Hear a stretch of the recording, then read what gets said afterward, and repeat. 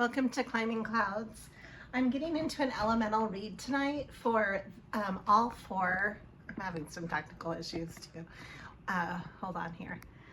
For all four of the elements and also the four directions, because I decided tonight is a full moon, not a full moon, but a half moon. So the moon is half one way, half light, half dark, and exactly right down the middle.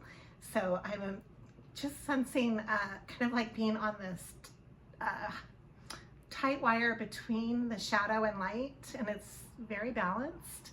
So I wanted to do a reading, and I'm getting it in right here at midnight, which is an interesting time too. Whoops, my camera's shaking. Okay, so I have actually started this reading a few times. I'm having some technical issues with it, so just bear with me. Welcome to Climbing Clouds. If you're new to this channel is a channel geared for creative thinkers who just want the extra support amidst the daily humdrum of living. And I'm always encouraging you just, to be true to yourself. That's the basis of this channel, and just having the connection with that encouragement, helping you to kind of uncover that for yourself, wherever you happen to be in the process. Just trust the process and always be true to you. So welcome to Climbing Clouds. But let's get into this reading. This is all about the four elements. I decided to just do one reading rather than water, air, earth, and fire. So imagine the medicine shield with the four directions. So you have, north would be air, south would be earth, the west would be water, and then east would be fire. So that's kind of how I'm envisioning it. Throwing that into the reading as the first image. One thing that was coming up as a message tonight for the collective, the creative collective, is my spirit guides are having me post a couple of messages to start with. I can hear my guides really strongly tonight. I don't know if it's the moon being half and half. I'm not sure what it is, but I feel like I'm hanging out with my tribe here. So we're getting this message to you, and it is to connect your intuitive dream world of metaphors and symbols. This is being guided to you as an important message. Pay attention to your dream. Maybe you're going to have a significant dream tonight. Pay attention to your dreams in general and the language of dreams and symbolic language in general. And how does that speak to you? Okay, so that's coming through. I also have this message. A creative flash of inspiration will come to you and quickly give you the perfect solution. And it has hummingbird energy with it, which is really beautiful. Very high vibe, the hummingbird. So there's some really pretty, there's a beautiful rose in the corner of it. I love this picture. Okay, so let's get into this reading. I did a pre-draw just to kind of connect with the pulse, and I'm having a feeling of earth and fire with this, with water. A lot of water is coming in. And then on the air side, I'm just going to read all four elements in the pre-draw because they're all coming through. I have the world with the nine of wands, the Empress, the Hierophant, 10 of cups,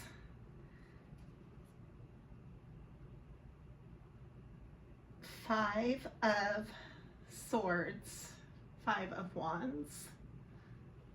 This one would be 5 of wands, sorry. The Knight of Cups. Okay, let me get into all of this, hold on.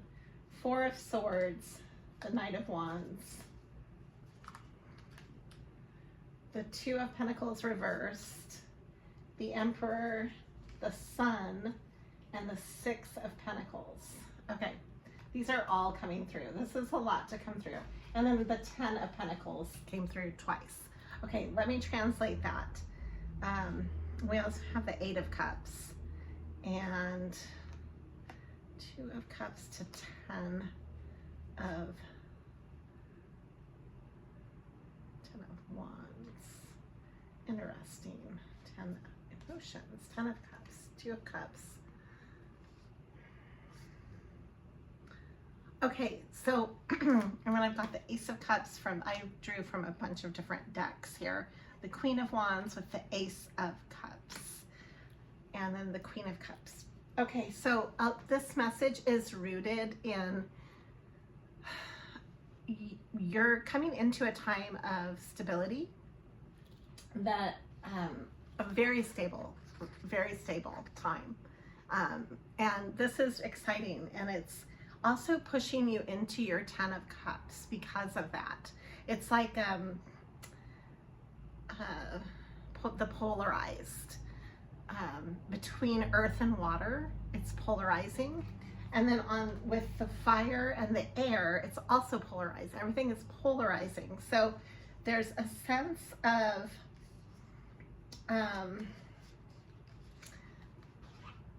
pulling into like your own sense of gravity with how you manifest because of the polarization.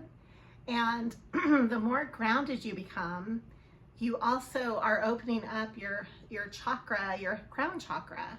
And so the more you're opening into grounding yourself, then your chakra is opening on the top, and you're able to have more ideas, more inspiration, as above, so below.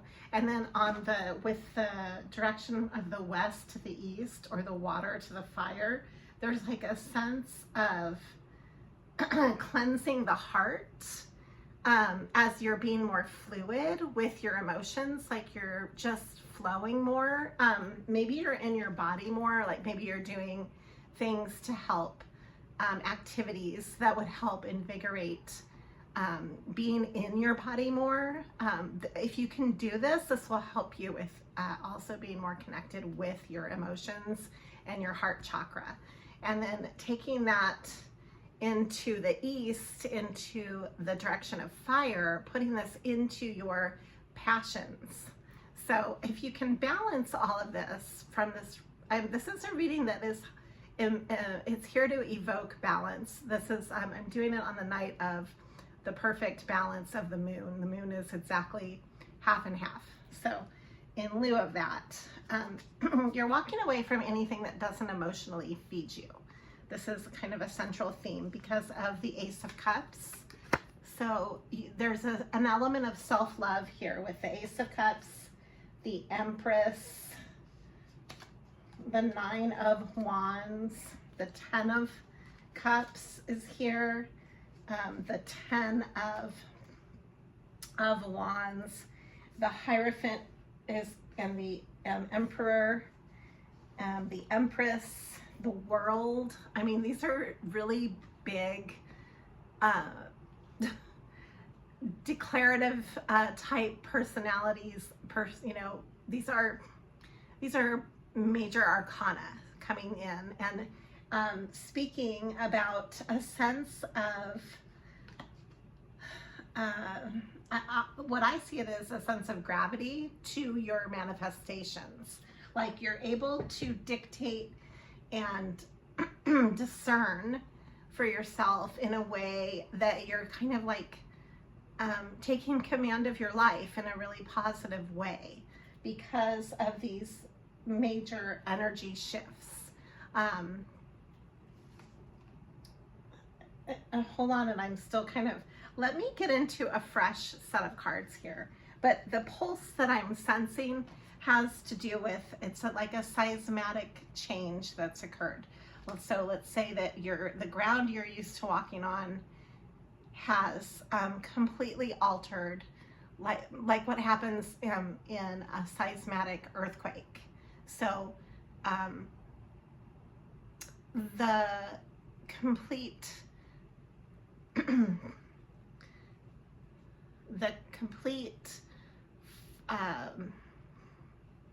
solidity of everything has changed and shifted. So you might feel extremely, like on a really deep level, maybe you've been going through a lot of insecurities and you don't know why, or a lot of anxiety and you don't know why. And you might have a lot of chaotic dreams and you don't know why. You might kind of like have a sense of being out of equilibrium with your physiology, like maybe feeling unnaturally warm or cold or thirsty or just like out of balance on some major area.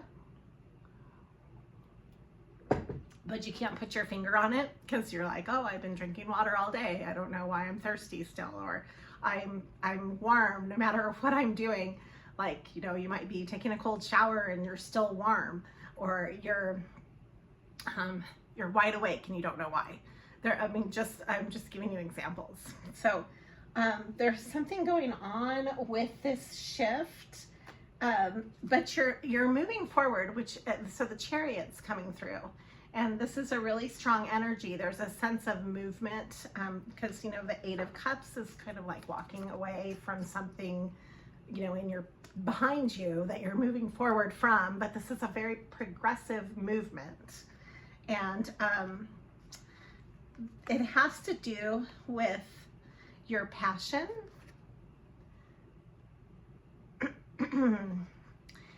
It will take passion for you to push through your self-criticism to get to a place of confidence. So maybe you're formulating a new sense of confidence. That's really interesting. And then this one is delay, and it's reversed. So it's like the time is now. Confront the natural tendency to delay the finishing of a creative endeavor.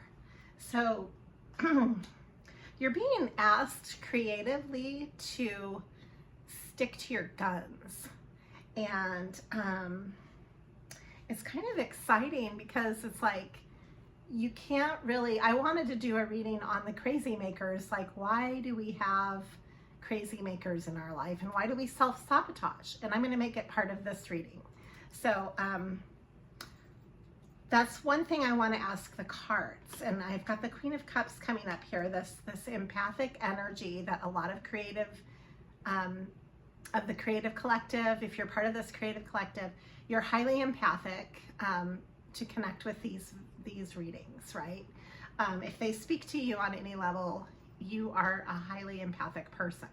So otherwise, you probably don't really care for this channel very much, I would think. If you tap in, you might not even connect with that vibe, which is kind of funny to think about. But because I mean, all the readings are geared from that heart center. So, you know, it's like you either probably connect or you don't, right?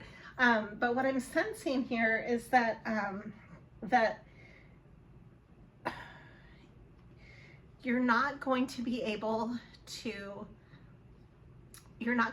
believe your self-criticism anymore, which is a really healthy way to be.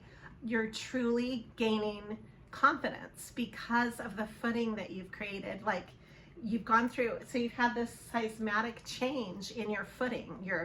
You have undergone this major earthquake of change on the ground you walk on, metaphorically, and you're still walking, you're still upright. So you're solid. And this is a true sense of confidence because there is nothing like reality and learning by doing. There's nothing like that as a teacher. That is the ultimate teacher. And once you have surpassed being able to do something and you've proven that to yourself through the work that you do, because if you just do the work, the purity of that, no matter how many critics there are, that will speak for itself. And so there's like a deafening silence to the criticism, even on your own self-criticism, cannot sway you or hold you back anymore. You have defeated that voice. You've defeated the naysayer inside your head or inside of your life. And maybe you don't listen to any of the naysayers in your family or your friend group or whatever, wherever you get it from, because it's everywhere, right? But it's ultimately the world you live in is a mirror to your own thought pattern. So wherever you're getting this criticism from, and however that's coming through for you, you are learning to overcome this, which is a really valuable victory. So I wanted to speak to that. That's coming through really strongly as the central theme here. So I've got the Queen of Wands here, which is a sense of victory. She's standing with a torch, like there's no gender in tarot. So just resonating with the Queen of Wands energy is a sense of confidence, a sense of victory and confidence. The virtue is coming through. Virtue in this is the Three of Wands. It's highly creative, and it's like creative opportunity to spark something that collaborates with not just the threes. So I think of it as like you and what's outside of you, and then that integrated blend of you and what's outside of you. So that's three right there. Like you have your own voice, how you connect with the environment, and how the environment and you meld in an alchemical way. That's the third creative force. So there's a sense of virtue. This is called virtue in this deck, which is kind of interesting to think of the Three of Wands in that manner, in a virtuous manner. I like that. So this is an old deck that I have that I used to keep it came in a tin. It's a sun and moon deck. So anyways, the Queen of Cups is coming through in multiple drawings that I've done. So let's get into some fresh drawings, because this is just the pre-draw. I haven't even started drawing for you guys yet. Let me get on track here. Okay. Thank you for climbing clouds. Please like and share and contribute by interacting. Oh, the Wheel of Fortune is coming through. I do like to gift my subscribers. It's free to subscribe, and I will have a link up soon that I know I'm long overdue for this, but I will start posting a link on my description box where you can donate to the channel formally, like through PayPal or whatnot. I just haven't decided yet how I'm doing the link. If you love the channel and you want to show respect and, you know, send a contribution to help me get a London Fog latte or something, that's my favorite latte, that's made with black Earl Grey tea, and I love those. So yeah, if you want to do that, or enough to buy a cup of coffee, that's awesome. I appreciate that too. So I know I don't really make any. I appreciate the packages that have been mailed to me from subscribers, and hopefully I can speak volumes to that on the channel in different ways. But I've had beautiful flowers sent to me, and incense, and vintage jewelry. I mean, it's been really wonderful. Thank you so much for the energy too, and the readings that I've been able to do, connect with privately with private readings have been just such a gift in my life. So I appreciate you guys, and I appreciate this channel. Let me get into the rest of this now. I'm going to draw some fresh cards because we are just in the pulse, kind of feeling out this reading.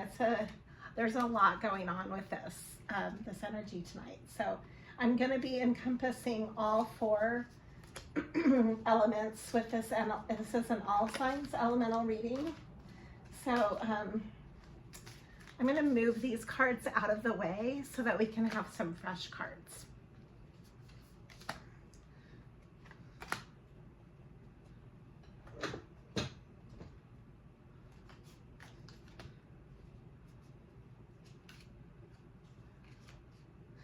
So the 5 to the 6, the 5 to the 6 of 5 of Pentacles with the 6 of Wands.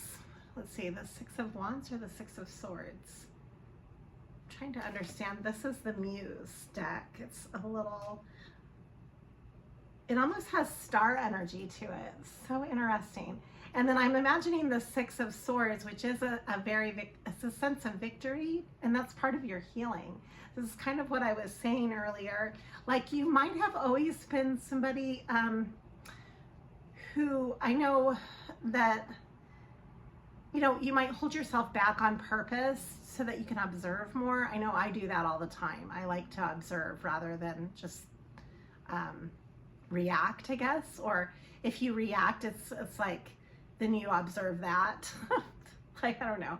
You can observe in so many ways. So part of this is that you're healing by accepting the smaller victories and being okay with those, rather than working so hard to achieve the big picture and missing them altogether. So those are two different perspectives or vantage points. And so once you start celebrating the smaller victories, it's not so daunting to constantly not, it's like, it's that saying, it's the journey, not the destination. So you're not so obsessed with the destination, which you can get like that as a creative thinker. You can have this overall vision that you're trying to get to and not even see the smaller victories because of it. So I'm urging you to take time to celebrate in the smaller ways, to take time to smell the roses, as they say, to celebrate the little wins that you accomplish each day, just putting yourself out there and connecting with your passion and following what it is that moves you. What is that for you, and what are you doing to accomplish that today? Not just going through the motions of what others want you to be doing, but what you are being called to do. What are you doing to challenge yourself? What are you doing creatively to connect? And how are you taking your own ball, your day, and running with that and creating for yourself and those you